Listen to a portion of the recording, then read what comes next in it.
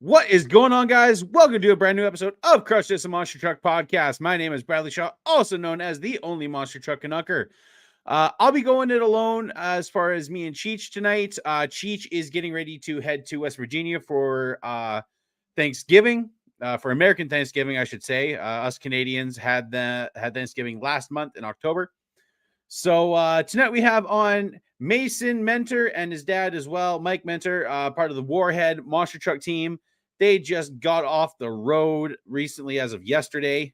They were doing a bunch of different shows in, the western part of the states there. And we're going to have them on. More Mason this time. We've had Mike on a couple times, but it's going to be more Mason this episode.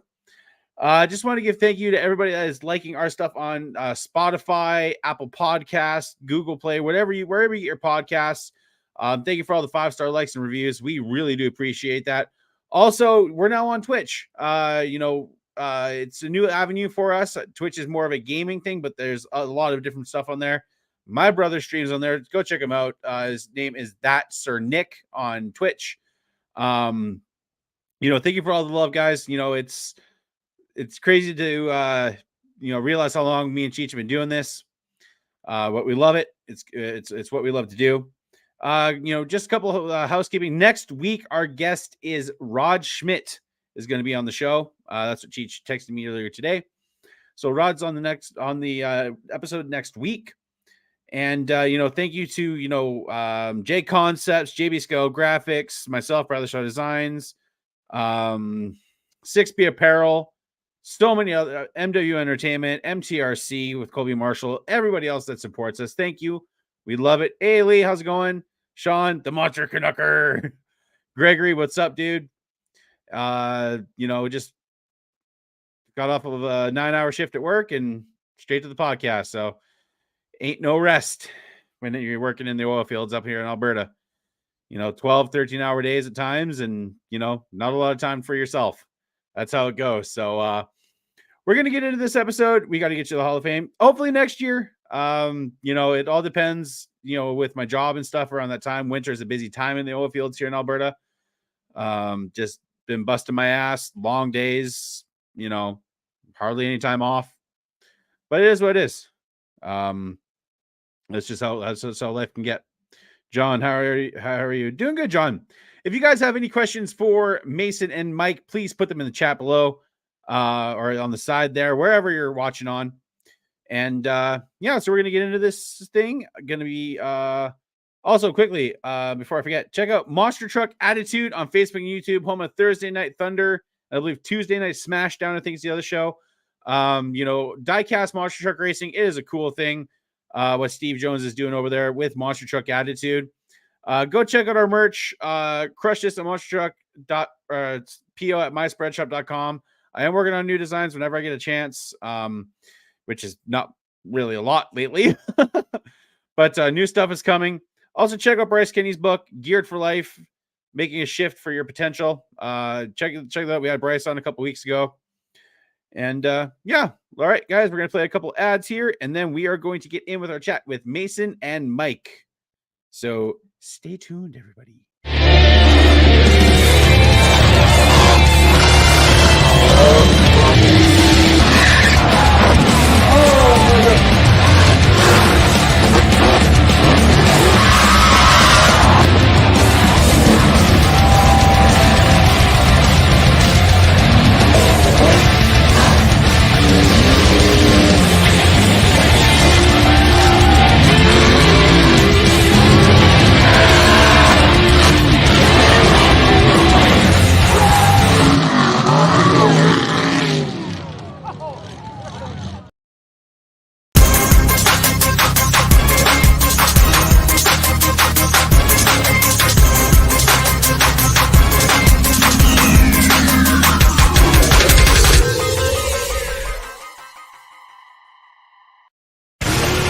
This isn't your typical motorsports podcast.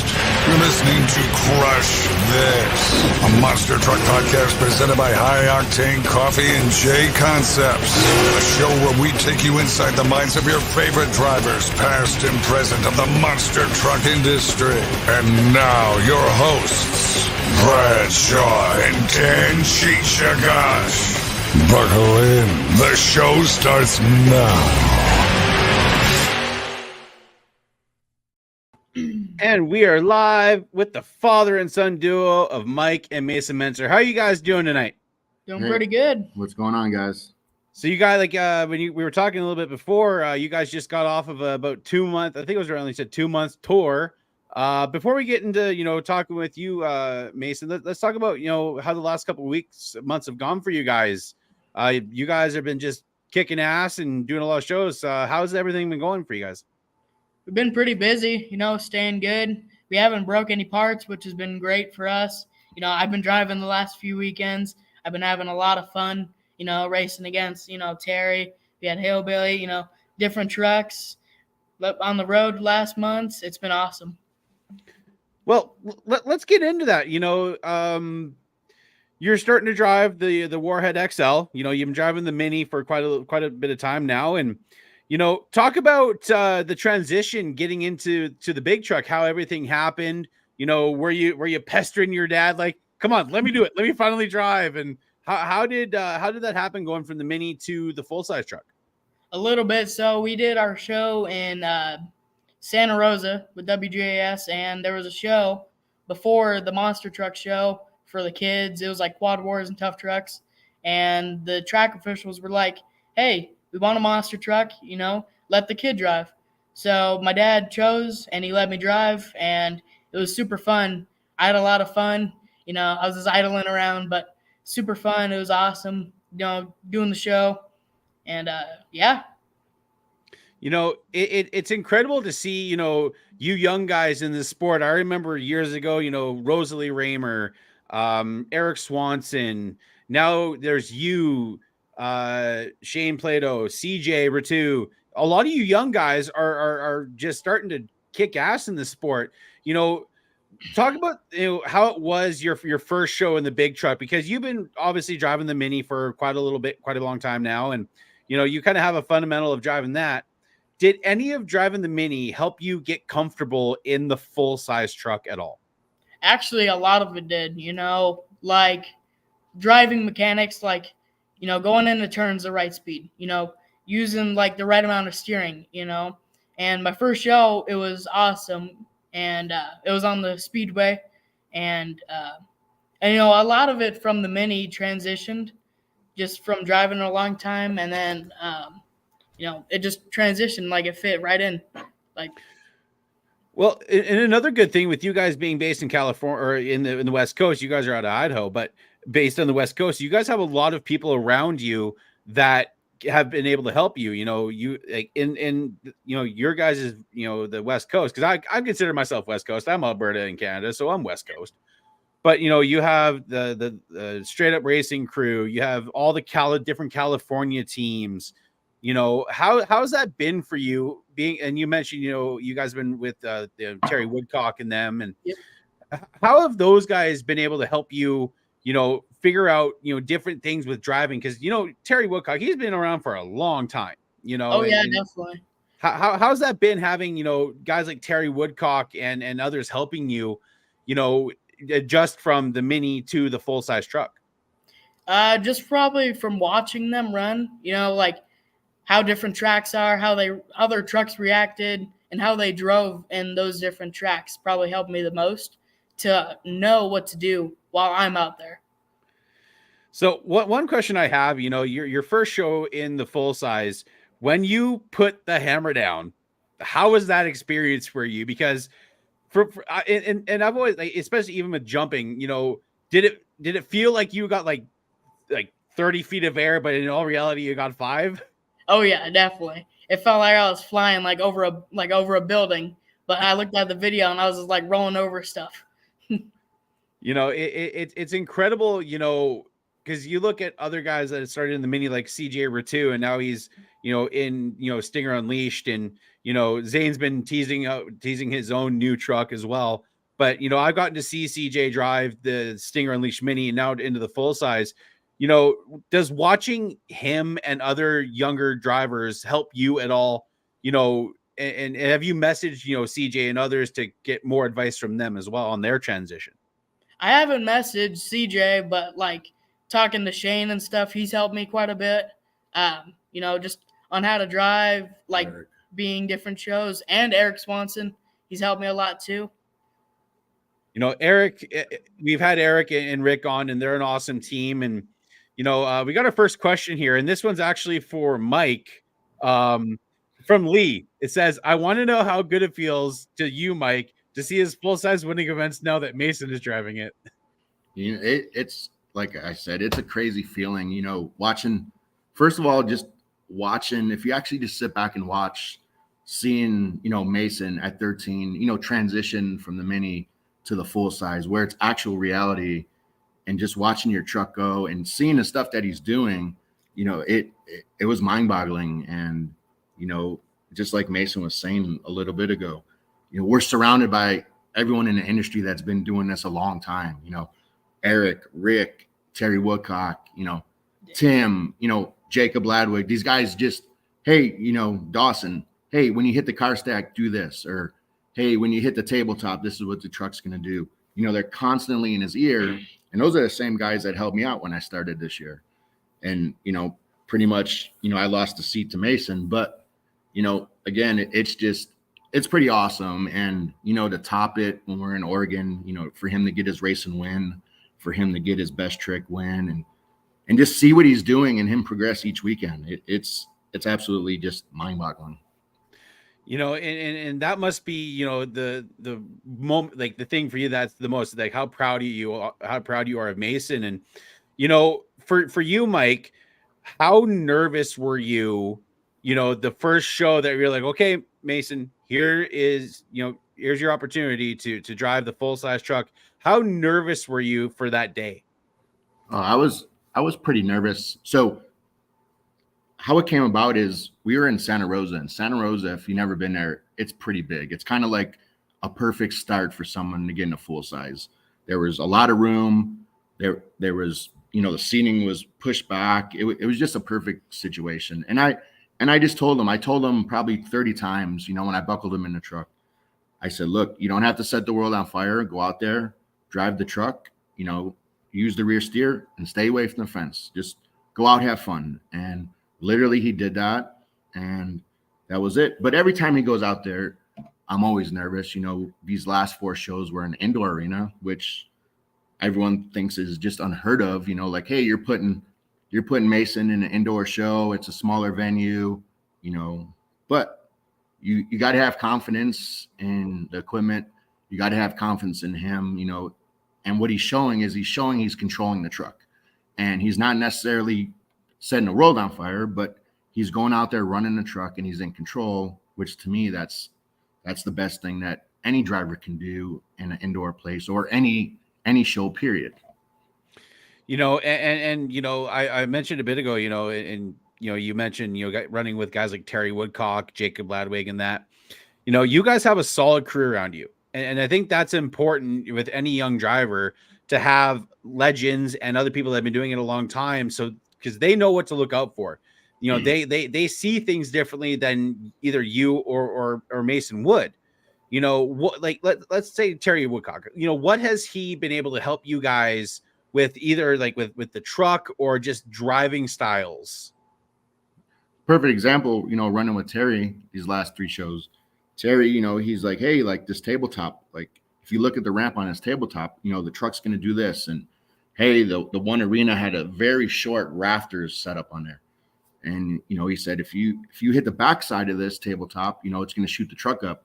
You got to be mindful of where your nose is going, because literally the rafters are right here. And just little tidbits here and there. And, Jeff Boehner and Dawson, and they're just reiterating. These guys have been driving a long time, and, they're just putting more tools in Mason's ear, and, he's just listening and feeding off it. You know, you mentioned Dawson Reyes, and I got to see him at one of his first shows driving here in Grand Prairie when he was with Bill Payne's crew. And, you know, it's cool to see what he's been doing. And, you know, Mason, so talk about driving the Mini, because, you know, how was that experience for you? You know, being able to, you know, especially when your dad started driving the full size truck, doing shows alongside your dad. It's been awesome. You know, I really like the big air, and, you know, driving it hard was for like the first probably 5 years. And then I started to get in the technical stuff where like bicycles and stoppies, and that stuff was real fun. Like in the last Kids Mini, I rolled it over doing 2 bicycles, and then I rolled it over doing stoppies. So I've just tried doing new stuff, and I mean, it's been super fun up to date. You know, talk about the setup of your Mini, because there's obviously a lot of different ones out there. You know, the Metal Shop has their own that they've developed with Zane. When Colton Kaiser was driving his Mini, I believe it was an Alan Pizzo style truck. You know, talk about your Mini and the setup that you have in that truck. So the first one that I started with was a Beast Mode Mini Monster chassis. It had the 1.6 liter inline 4 Honda. You know, it was pushing 100 horsepower. It was fun. And then I stepped up to the bigger scaled one. It was in-house built. It was bigger chassis, just a little bit bigger cage, a little bit bigger cradle, and just scaling up because I was growing, and just to fill the time for the last kids. And what engine was in that second one? It was the same motor. It was a 1.6 liter. And Mike, did you ever get in the Mini and you know, test it out or do any little, like, you know, fun shenanigans in it? No, I actually, if I ever got in the Mini, there was no way I was getting out. You're gonna have to cut me out. You need the jaws of life for that. it just, you know, I thought about it. I actually got on the hood and I was like, this is gonna be terrible. Oh my! Imagine my fat ass trying to get into something like that. It'd be fat guy in a little coat. Yeah. You know, so talk about, you know, being a part of the West Coast, because, you know, it seems like a lot of the teams that are based on the West Coast are very proud of being from the West Coast. And, you know, and me being a West Coast, you know, Canadian as well, I'm very proud of the teams that come out of the West Coast of, you know, North America, you know, especially in Canada, like Don Frankish, you know, and many others. Talk about what it means to you guys to be a part of the West Coast kind of fraternity, as I guess I'll call it that, you know, of monster trucks. Yeah, absolutely. I absolutely love it. You know, like you said, we used to live in California, and last year we moved up here to Idaho, and the talent for the trucks out here that we run with steady, like, there's absolutely no slouches. There's not any trucks. All the trucks that we run with can burn it down. Every one of them can win every single night. And being, you know, that we're new at this and we're around that, you know, you just learn and you feed off them and you see what they're doing and how they're doing it. And I mean, when you surround yourself with that much talent, I mean, you can't set yourself up any better than that, you know. Be around people that want to be around the stuff, and they love what they're doing, and, you know, they enjoy it, and, you know, everything should just come out positive with that. One question from Kirk Nagy is asking, are there plans to get a second truck? If so, any name ideas? So we are doing a second chassis right now. When it's going to be done and what the name of the truck and the identity, we haven't even got that far.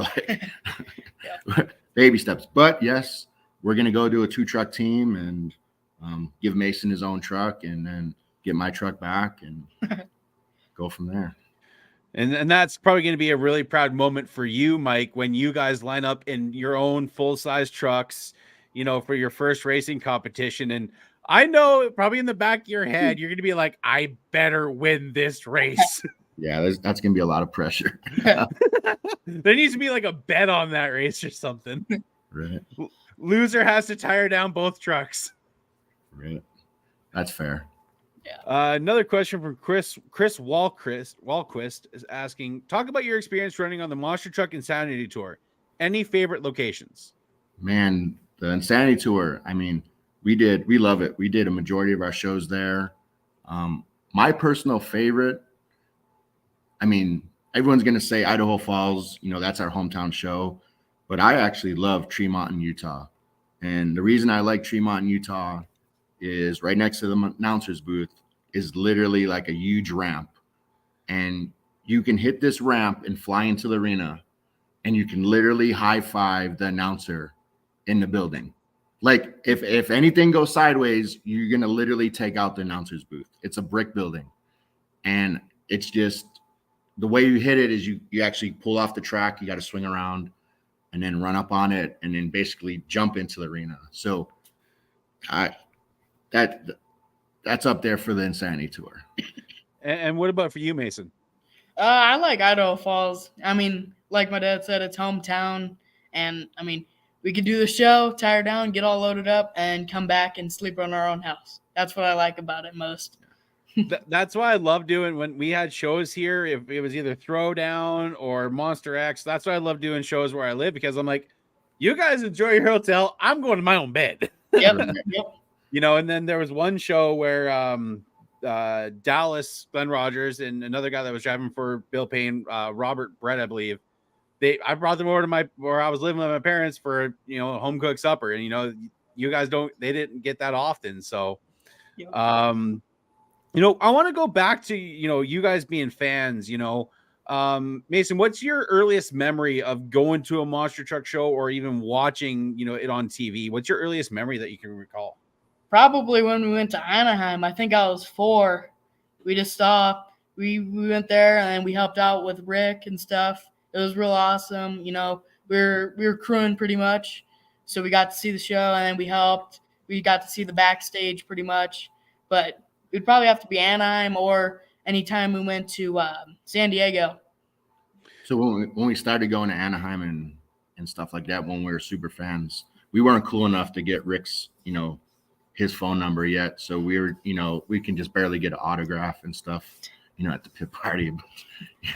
Then finally he kind of, took us under, back when we both lived in California. I think it's important for, you guys and the other people that are in the industry that started as super fans to remain super fans, because, we all have a passion for this. It doesn't matter if you've been doing it for as long as like Terry Woodcock and others, or if you guys are, newer into the industry. It doesn't matter. We're all fans of this sport, and I want to ask you, Mike, what's your favorite era of the sport? Like mine, I always go back to the 90s, the Pen to Point series. That's what I grew up on.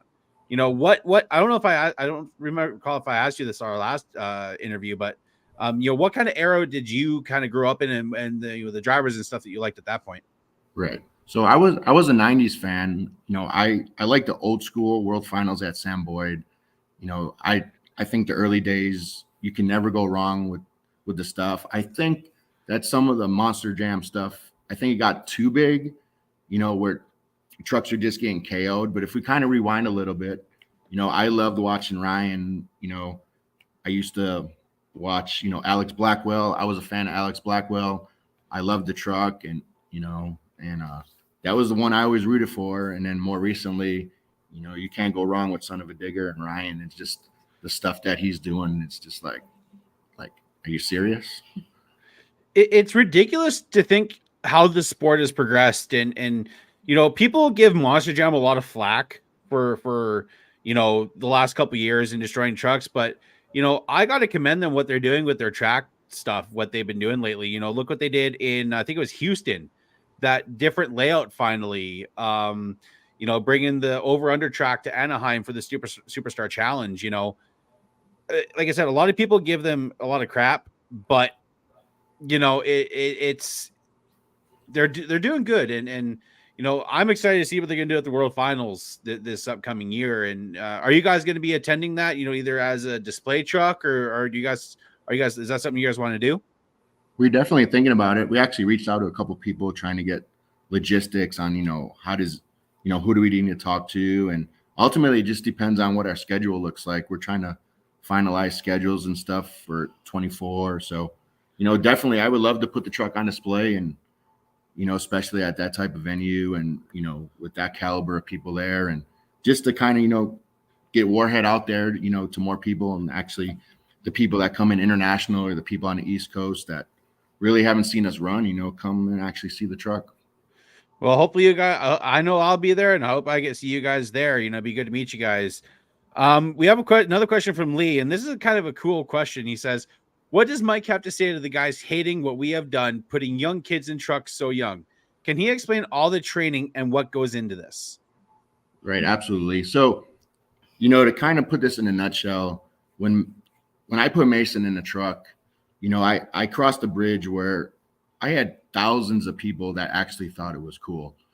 And then there was the 1% or the couple people that, for whatever reason, they just gave me every negative ounce or every negative, avenue, or this is a horrible idea. This is a terrible idea.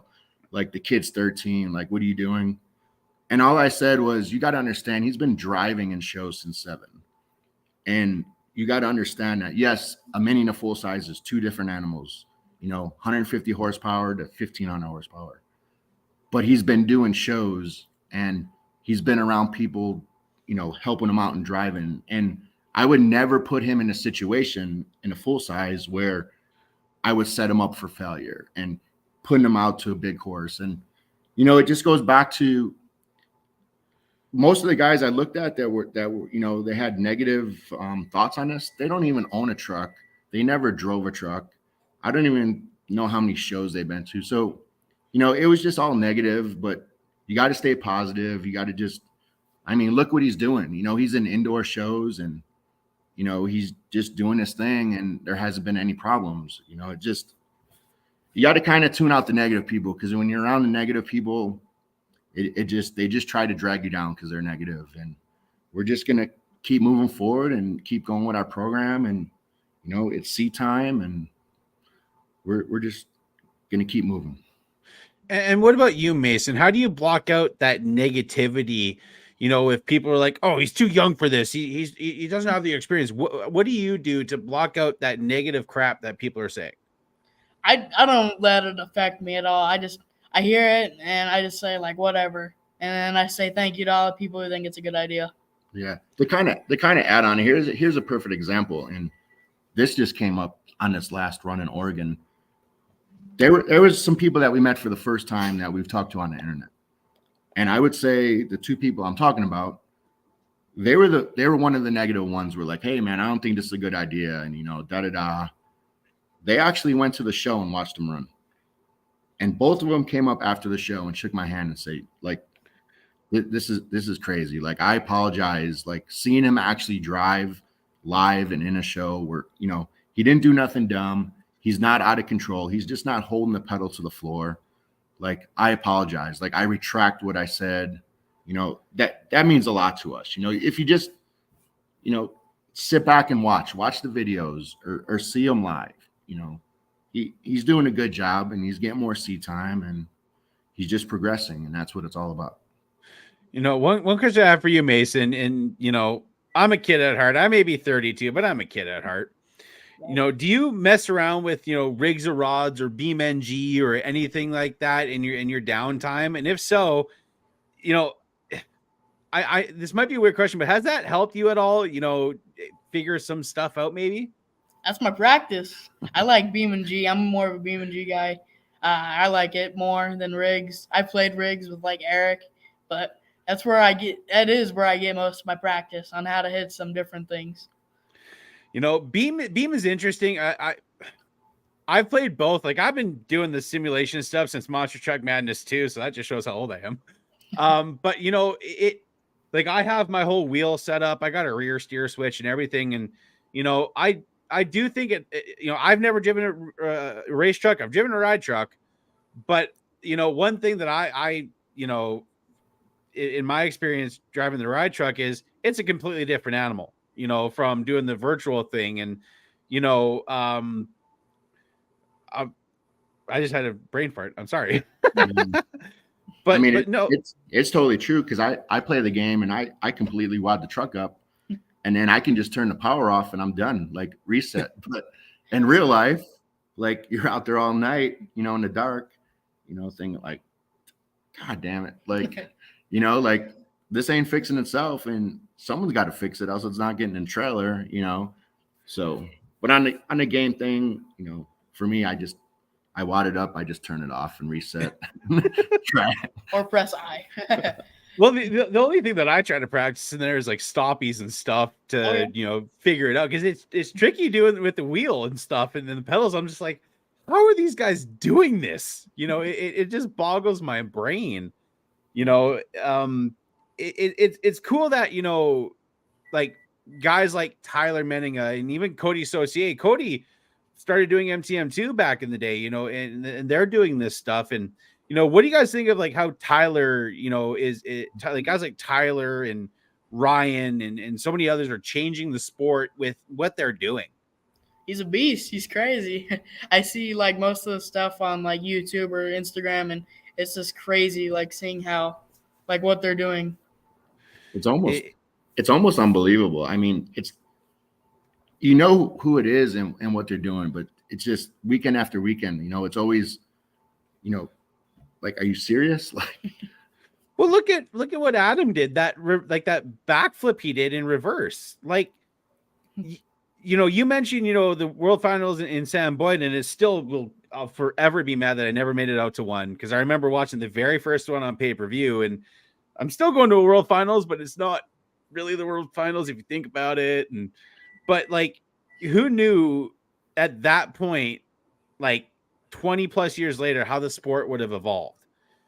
And one question I have, this is for both of you. Where do you think the sport's heading? Because, you look at how the sport's, evolved since Bob Chandler created Bigfoot 8. We went through the whole racing era. Now we're in the insanity of whatever this era is, whatever you want to call it. What do you guys think is next in this sport? I think, for me personally, and we're starting to see it, I think we're coming to this plateau where, a monster truck's a monster truck, but you're starting to see teams come up with crazy stuff. And it's kind of like this experimental stage where, I'm going to use the example like Throttle Monsters. They're coming out with the new hydrogen motor, where people are starting to try this absolutely crazy stuff just to see if it's going to work or not. So I think we're coming to like a plateau, and everything's going to be experimenting. Like, who's going to spend money and try these one-off things, and then it's either going to be really good and it's going to progress and move the sport, or it's going to be really bad, and the idea is going to get just thrown in the trash. I think the hydrogen truck is very interesting because, one thing I've always brought up is using a Pro Charger instead of just a regular supercharger. And it seems that's the route they're going. Do you guys think that's going to be reliable and make the horsepower? Because everybody's like, oh, it's not going to smell like, methanol. And I missed that about the shows. It's going to sound the same. It's just a little bit better for doing indoor shows. But how do you guys think the Pro Charger is going to fare, at shows in actual competition? Right. I've done a little research, when Throttle Monster released it. But what I do know is, to answer your question, I don't know. But what I do know, I don't know the gentleman's name that's the engine builder that's behind it. But when I was doing my research on that gentleman, he's a smart cookie, and he knows what he's doing, and he's been around the game a long time. I can't think of his name. Mike Copeland, I think. I think so. So when you have people with that much experience, kind of like a rocket scientist, like, he's going to figure it out. It's just, how are they going to figure out to make it work in a monster? Like, I'm curious. There's a lot of questions. Like, how is it going to fare? What is it going to sound like? And like, what's the tech stuff on it? Is it a whole different animal for teching? And I'm curious, like everyone else. If you look at the sport the last couple of years, going into the EFI era is kind of what I want to call kind of what Monster Jam's done. I think if you run with Monster Jam, you have to run EFI. I think it's a good thing. I think, the sport progressing the way it is good. It doesn't matter, if it's electric, which a lot of people are, that's a whole nother thing, that's a whole other can of worms. And, I remember when Monster Truck Throwdown did their Detroit thing and had Bigfoot, the electric foot, everybody was all offended, and I'm just like, why? they're doing something that, helps people with autism. If they want to see monster trucks, why be butthurt about it? You should be happy at it, happy at what they're doing, because it's introducing the sport to a different fan base, Right. Um, I agree. Me personally, don't get me wrong. I think the electric is cool as a fan, but as you said, I personally think when people go to a monster truck show, they want to hear it, they want to smell it, they want to feel it, and you're not going to get that with the electric version. Now, don't get me wrong, I'm not knocking it. I think it's a whole separate animal, maybe like another series. But when people come to a show, they want to smell it. They want to smell cherries. They want to smell the fuel fragrance. They want to hear it. Even if they put on earplugs, it's just that's the monster truck experience. And I just think the electric is for the electric crowd, maybe for its own series, but I think there'll be a lot of people mad on that one. I agree with you there. I love feeling the horsepower in my chest, my eyes burning from the methanol, and my ears bleeding after the show. This question is for both of you guys. What is the furthest you guys have traveled so far for a show? Furthest show, I would say California. I would say it's about 1,200 miles one way going to California. Trying to think, what would that be in beaver units, not bald eagle units? It'd be a decent drive. And I believe, like your Del Mar, we did Del Mar for WGS. That it was a hike.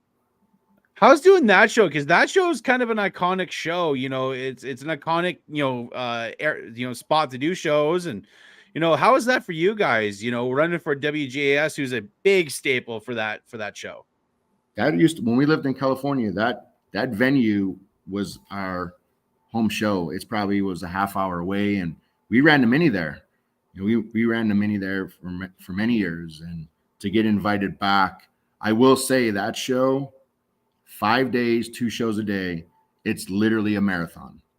Like your goal is to keep that truck together for 5 days, 2 shows, because the way it's set up with the 1 p.m. and the 5 p.m., by the time you get done with the afternoon show and you get through the crowd of people and you get your truck back to the pits, you have time to fuel it, put it on a charger, check it real quick. But if you have anything that goes sideways or catastrophic, you're not making an afternoon show, but you just got to understand and realize that going in. But Del Mar's a hoot. So this question is for you, Mason. And, one of the young men in the sport that kind of pioneered, the mini stuff was Kid KJ. Did you ever get to meet him, do shows with him, talk with him at all? I never met him, but I did look up to him while I was driving the mini. I think he was a good driver, in my opinion. He was awesome. It's a shame that we never got to see, what he would have been able to do in a full size. I don't know if he drove him full size or not before he passed, but he kind of, him and his family pioneered kind of the mini stuff. And, it's cool to see still all the minis out there, and the impact that he had in the sport.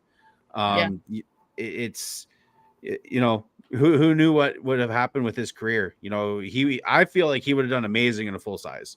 He would have been right up there with, the guys like Tyler and Ryan and CJ and all these young guys, and yourself too, driving the full size. And Lee just said KJ was starting to get the full size. The team owns. Okay, I did not know that. So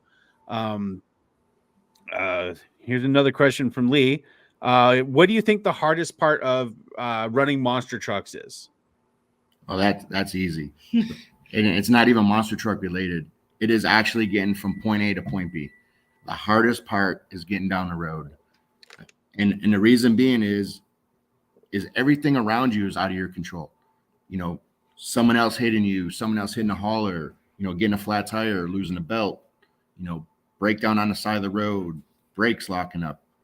Literally all that stuff is out of your control. And for me, I tell people, I get that question a lot. And for me, going up and down the road is the hardest. I'm learning that as well with my job. I'm in a, big ass Kenworth with a 40-ton crane, hauling trailers, hauling like giant loads of pipe and everything. And that's something that I'm learning, like last week or the week before we had our, especially when it gets cold up here, the airlines, it gets, stuff gets in there, gets frozen, or, flat tires. And that's something I'm learning, every day is different. And, it's, I have a new respect for people that drive semi trucks, because you guys probably experience this every single time you're out there. There are some idiot drivers on the road that don't realize that, hey, we can't stop that fast. Right. Or like my favorite is the guys, you'll see them run up on you because they see the toter and the hauler. They kind of realize like there's something probably motorsports related in there, but they just don't know. And then as they run up on you and they're trying to videotape or they're hanging out the window, they're literally moving to the right as they're doing this. And you're like, dude, like I'm on the right-hand lane. Like I'm running on real estate here, like you got to pay attention. But by far, and I think 9 out of 10 guys in the industry, team owners, would probably give you the same answer. Like getting up and down the road is probably one of the biggest battle. Oh yeah. Like, for me, it still sketches me out that I'm driving in a big truck because my dad had a really bad steer tire blew, well over 10 years ago. And, it still sketches me out that I'm, doing that for a living, but it's worth it in the long run. It's a satisfying job, especially what I do. And I know with you guys, the best part about your guys' job is when you go out there and hear the fans screaming and, talk about the support you guys have, because, you guys have definitely gathered a really strong fan base with your team and, being an independent team, and talk about, the response you guys are getting at shows, with the mini and the full size, and, how you guys have been received by the fans. Oh, I think it's all been positive and, talking to people. And for me, I like interacting with the fans. And if you actually do shows with me, I'll go and I'll sign whatever, or I'll stay whatever, or I'll hang out along the intercourse and talk to you and sign. And usually how it happens is I usually get delayed loading my truck in the trailer because families will walk over on their way to the parking lot and they just have questions. And some people just, not that they push them off, they just want to talk and they just have questions, and they realize that they're talking to someone that just drove the truck and I'm actually talking to them. They're like surprised and they just feel grateful, and they want to take pictures, and they just have questions, just basic questions like, how does this even get in a trailer? And I can't believe you're talking to me. Like, I tried talking to so and so, and I just, he answered my question, but it was kind of like, it was real. He didn't really go in depth. And if you have a question, I'll answer all your questions. And for me, I used to be that person. I was that super fan, like in the crowds, like, hey, will you sign this? Like, will you sign my yearbook? And like, how do you do this? Or like, where do you get these parts from? Or like, who do you talk to? I was that guy. So for me, this is full circle. And if someone blew me off, I would have been upset. So I know how I would have felt. So I don't want them to, let's be honest. If they don't come out and buy tickets, we can't play with our truck. So if it takes me to spend 10 minutes with them and answer all their questions, or like a question maybe they're embarrassed about, or dad asked, like how much horsepower this is or what parts, by all means, like, I'll answer all your questions. And I think that's very important because, I feel like monster trucks is, it's such an easy sport to get into, because you look at NASCAR or NHRA, especially NASCAR, NHRA, you can get access to the pits fairly easy and get to be able to meet drivers and stuff.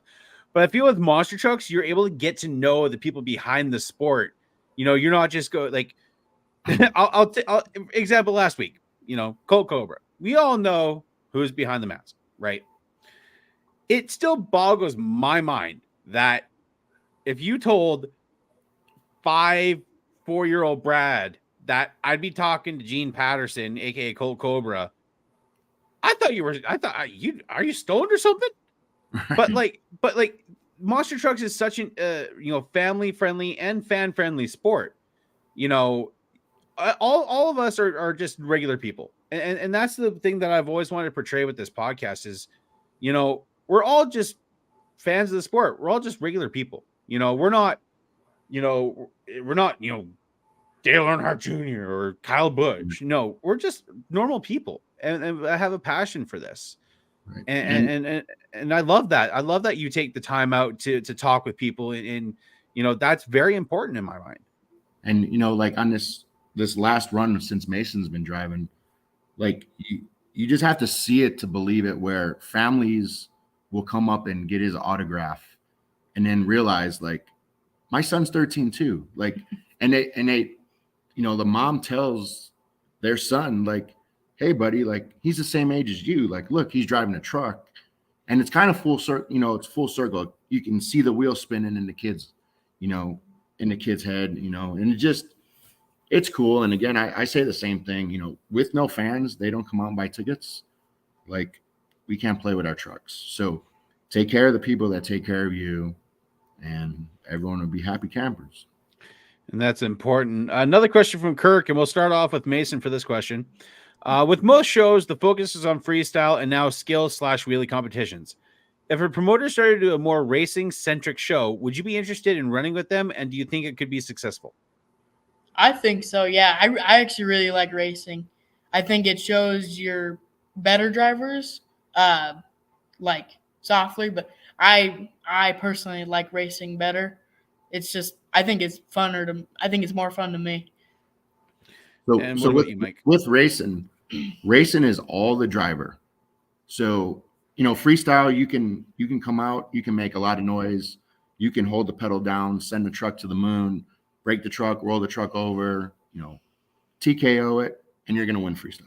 Like, that's what the fans want to see. Racing, it's a legit winner. Like, whoever, like, you can't make it up.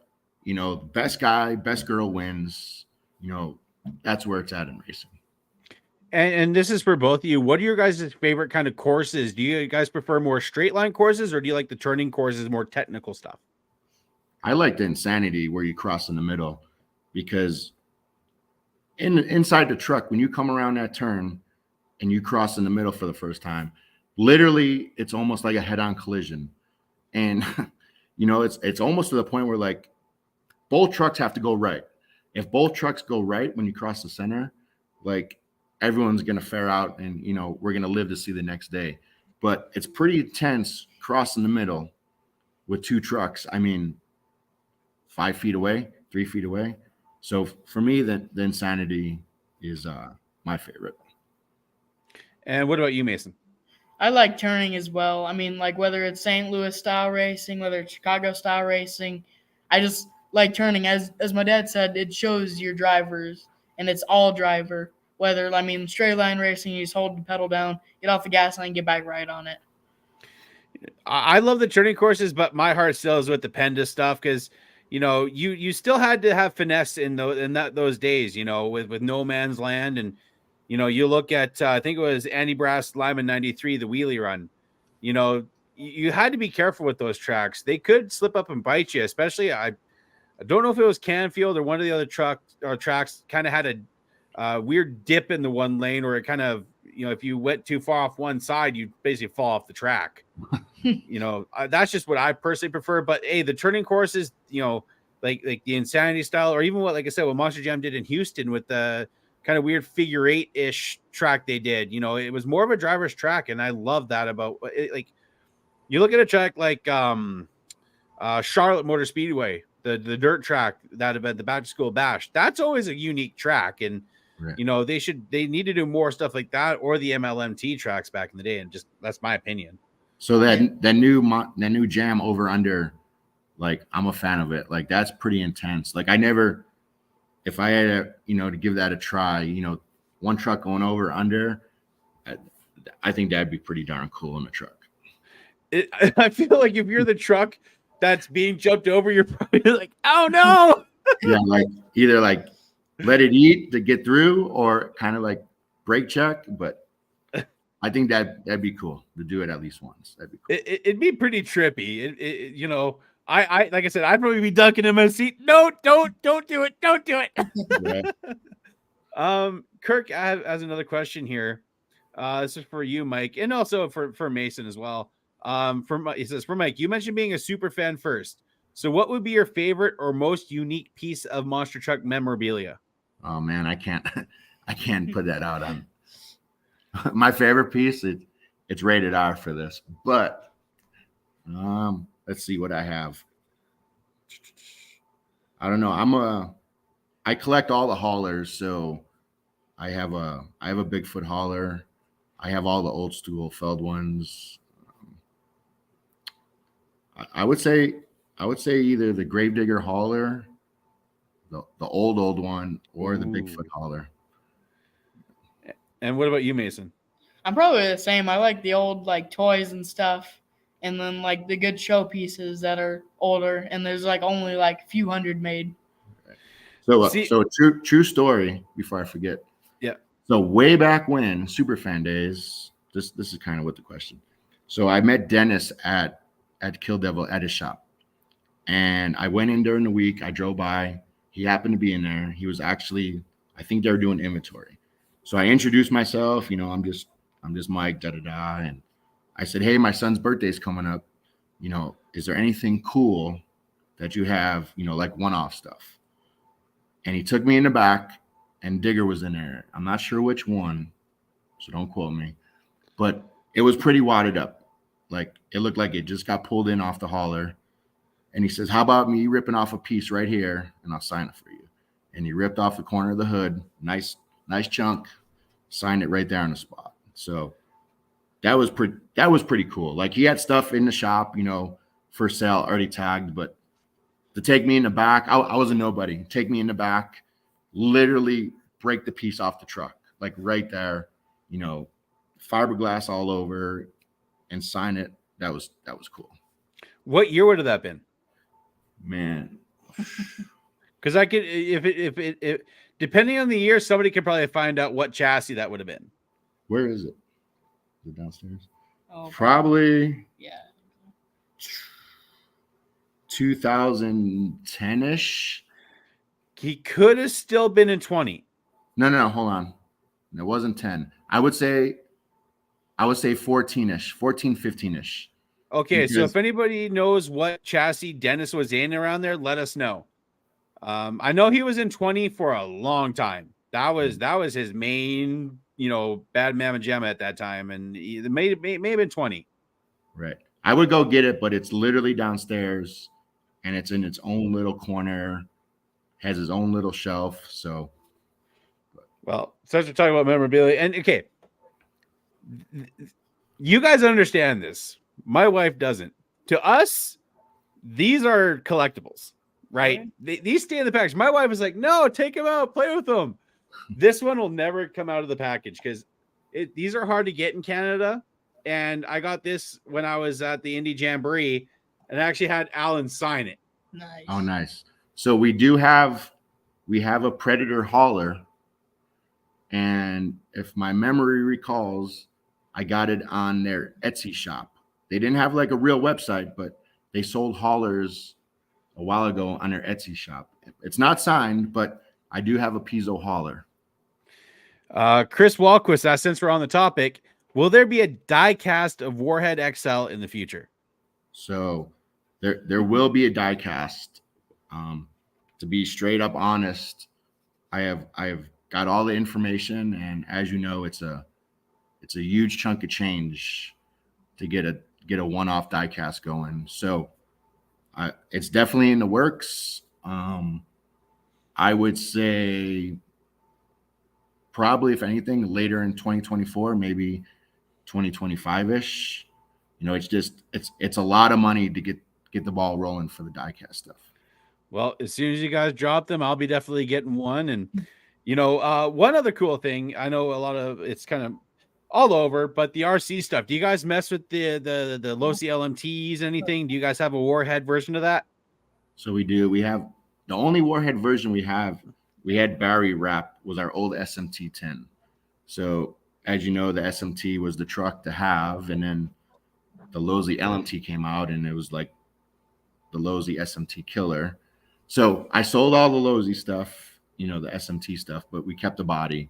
So it's kind of sitting on the shelf with the rest of the collectibles, and trying to link up with Barry, but Barry's on an international tour right now. So as soon as he gets back, we'll have him, do another one for the LMT. Then you need to have an LMT mini version so you guys can have the mini.